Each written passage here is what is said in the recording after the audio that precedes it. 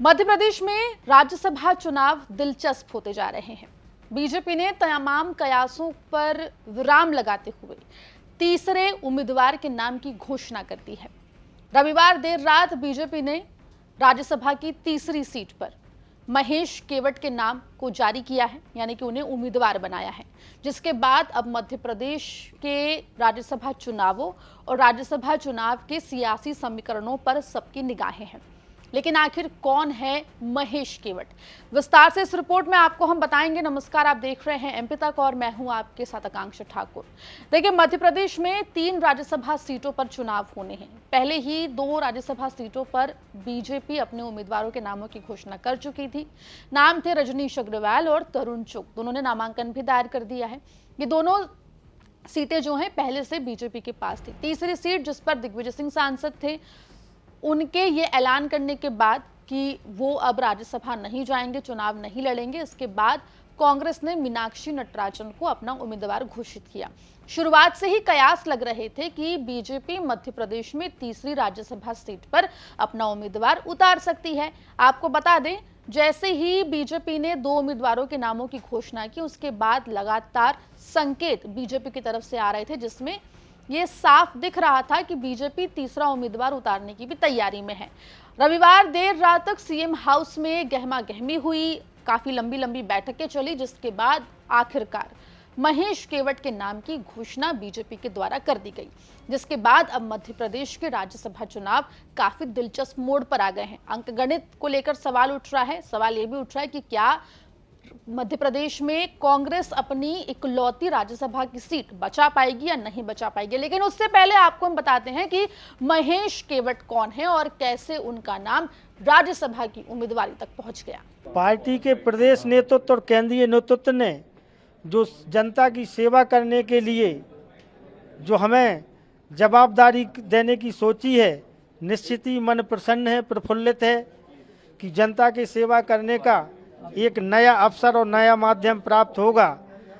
ऐसा भारतीय जनता पार्टी में ही संभव है कि एक आम कार्यकर्ता, मैं सन 2000 में पार्षद था, नगर परिषद ओरछा में उपाध्यक्ष चुना गया और संगठन पे जमीन स्तर पे मैंने काम किया है, चाहे राष्ट्रीय स्वयंसेवक संघ हो, विद्यार्थी परिषद हो, भारतीय जनता पार्टी का संगठन हो, हम काम करते रहे और आज पार्टी ने हमें इतनी महत्वपूर्ण जिम्मेवारी दी है। मन प्रसन्न है कि जनता की सेवा करने का अवसर हमें प्राप्त होने वाला है और जनता की सेवा का अवसर जो मिला है, मैं राष्ट्रीय नेतृत्व और प्रदेश नेतृत्व को धन्यवाद देता हूं, आभार व्यक्त करता हूं। जय हिंद, जय भारत। भारतीय जनता पार्टी सारी सीटें जीतेगी। 3 प्रत्याशी खड़े किए, तीनों भारतीय जनता पार्टी के प्रत्याशी विजयश्री प्राप्त करेंगे, ऐसी हम सबकी आशा और विश्वास है। उस पर हम सब खड़े उतरेंगे। आपको बता दें, महेश केवट मध्य प्रदेश के बुंदेलखंड के निवाड़ी से आने वाले नेता हैं और वो अन्य पिछड़ा वर्ग के केवट समाज से हैं। लंबे समय से क्षेत्रीय राजनीति में सक्रिय रहे हैं। आपको बता दें, महेश केवट का नाम पहले भी चर्चा में रहा है। नगरीय निकाय चुनाव के दौरान उन पर बीजेपी के अधिकृत प्रत्याशी के खिलाफ प्रचार करने के आरोप लगे थे। उस समय पार्टी विरोधी गतिविधियों, अनुशासनहीनता के आरोपों के बीच उनको 6 साल के लिए पार्टी से निष्कासित भी कर दिया था। हालांकि आपको बता दें कि सालों बाद उन्होंने संगठन के साथ सक्रिय रूप से काम किया है, जिसके बाद पार्टी का नेतृत्व दोबारा से हासिल किया। ये भी आपको बता दें कि महेश केवट जो हैं वो संघ की, यानी कि आरएसएस की पृष्ठभूमि से आते हैं।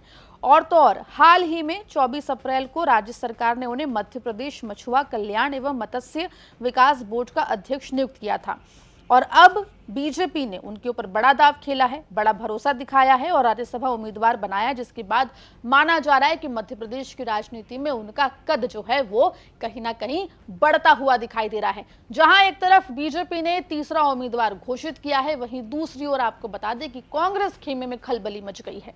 वहीं आपको बता दें कि अति पिछड़ा कार्ड बीजेपी ने खेला है, ऐसा दिखाई पड़ रहा है। केवट समाज के बड़े चेहरे हैं महेश केवट और उनको चुनावी मैदान में उतारकर बीजेपी ने न सिर्फ बुंदेलखंड में क्षेत्रीय और सामाजिक समीकरण को पूरी तरीके से अपने पक्ष में करने की एक तरीके से बाजी जो है वो खेलती हुई बीजेपी दिखाई दे रही है, वहीं राजनीतिक विश्लेषकों का ऐसा मानना है कि बीजेपी ने यह फैसला सामाजिक और क्षेत्रीय संतुलन को ध्यान में रखकर लिया है।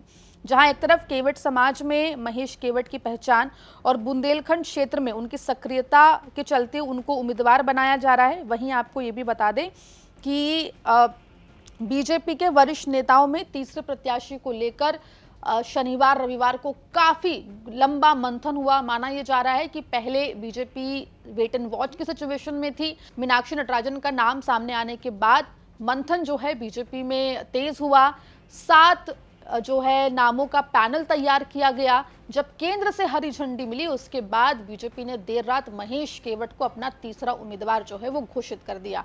जहां एक तरफ महेश केवट बीजेपी के तीसरे उम्मीदवार हैं, वहीं अंक गणित के हिसाब से बीजेपी के पास तीसरे उम्मीदवार को जिताने के लिए संख्या बल तो नहीं है विधायकों का।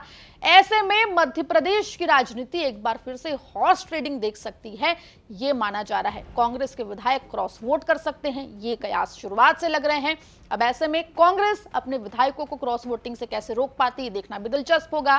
फिलहाल महेश केवट के उम्मीदवार घोषित होने के बाद मध्य प्रदेश की राजनीति जहां गर्मा गई है, वहीं दूसरी ओर राज्यसभा चुनाव काफी दिलचस्प हो गए हैं। पूरे मामले पर आपकी क्या राय है, कमेंट सेक्शन में जरूर लिख के बताएं। मध्य प्रदेश जुड़ी तमाम खबरों के लिए बने रहिए एमपी तक के साथ।